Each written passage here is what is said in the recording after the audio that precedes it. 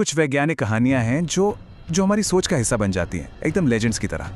पर कभी ये सोचा है कि कुछ कहानियां इतनी ज्यादा मशहूर क्यों हो जाती हैं? आज हम कुछ ऐसे ही बहुत फेमस मनोवैज्ञानिक प्रयोगों की तह तक जाएंगे और जो सच सामने आएगा ना, वो शायद चौंकाने वाला हो सकता है। तो चलिए शुरुआत करते हैं स्टैनफोर्ड प्रिजन एक्सपेरिमेंट से। इसके बारे में तो सबने कहीं ना कहीं सुना ही होगा, है ना? वही कहानी जो हमें बताती है कि कैसे एक आम इंसान भी बस थोड़ी सी पावर मिलते ही कितना खतरनाक हो सकता है। और ये सब शुरू हुआ एक बहुत ही सीधे से सवाल से कि भाई जब किसी को कैदी या जेल गार्ड का रोल दिया जाता है तो असल में होता क्या है। बस यही 1971 के स्टैनफोर्ड प्रिजन एक्सपेरिमेंट का कह लीजिए कि मेन आइडिया था। ये कहानी तो मतलब अपने आप में एक लेजेंड बन चुकी है कि कैसे साधारण कॉलेज स्टूडेंट्स गार्ड की भूमिका में आते ही एकदम क्रूर बन गए। सोचिए ये कितना पावरफुल आइडिया है ना, कि सिचुएशन यानी हालात ही हमारे अंदर छिपे एक शैतान को बाहर ला सकते हैं। सिर्फ 6 दिनों के अंदर ही हालात इतने ज्यादा बिगड़ गए कि उन्हें सब कुछ बंद करना पड़ा। मतलब जो एक्सपेरिमेंट 2 हफ्तों के लिए प्लान किया गया था वो 1 हफ्ता भी पूरा नहीं चल पाया।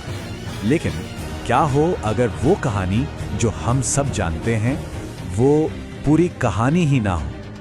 यहीं से मामला असल में दिलचस्प होना शुरू होता है।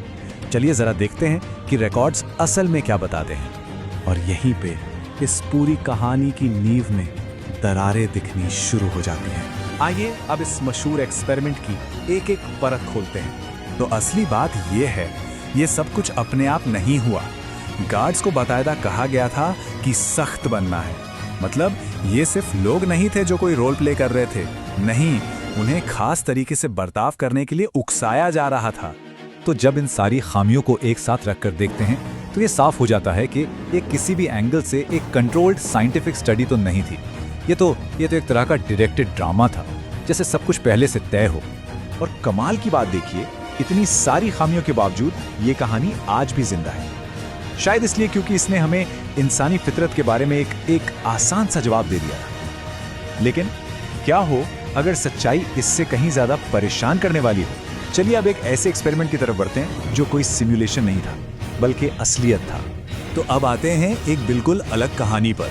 एक ऐसी कहानी जहां का खौफ किसी यूनिवर्सिटी के बेसमेंट में नकली नहीं था, ये असली था, सरकार की निगरानी में हो रहा था और पूरी तरह से खुफिया था।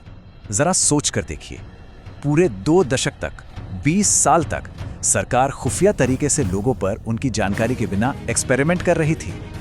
सुनने में किसी साइंस फिक्शन फिल्म की कहानी लगती है ना, पर यह सच था। इसका मकसद था एक ट्रुथ सीरम यानी सच्चाई उगलवाने वाली दवा बनाना और ऐसे तरीके खोजना जिनसे दिमाग को कंट्रोल किया जा सके, खासतौर पर कोल्ड वॉर के दौरान सोवियत दुश्मनों के खिलाफ इस्तेमाल के लिए। और जो तरीके अपनाए गए वो सच में बहुत खौफनाक थे। बात हो रही है LSD जैसी ड्रग्स की, इलेक्ट्रोशॉक की और तरह तरह के टॉर्चर की। और ये सब कुछ हो रहा था उन लोगों पर जिन्हें पता तक नहीं था कि वो किसी एक्सपेरिमेंट का हिस्सा हैं। ये ताकत का एक बहुत ही भयानक इस्तेमाल था। और जब हम इन दोनों को साथ में रखकर देखते हैं ना, तो फर्क जमीन आसमान का है।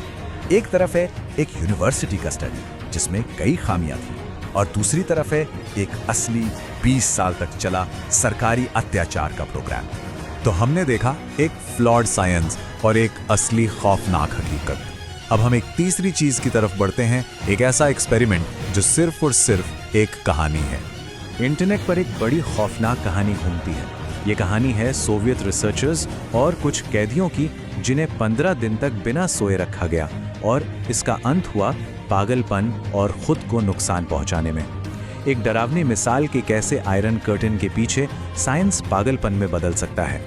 लेकिन असली बात यह है कि ये एक्सपेरिमेंट कभी हुआ ही नहीं। ये सब मनगढ़ंत है। ये एक इंटरनेट अर्बन लेजेंड है जो कोल्ड वॉर के समय के डर को दिखाता है।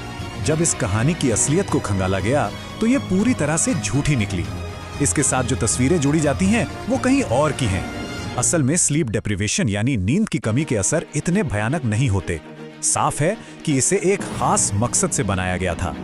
सोवियत स्लीप एक्सपेरिमेंट ये कोई साइंस नहीं था, ये प्रोपेगेंडा था, एक भूतिया कहानी जिसे एक राजनीतिक हथियार की तरह इस्तेमाल किया गया। तो ये सब हमें एक बड़े सवाल पर लाकर खड़ा कर देता है। आखिर इन कहानियों में ऐसा क्या है जो इन्हें इतना ताकतवर बनाता है, चाहे वो सच्ची हो, छोटी हो या आधी अधूरी।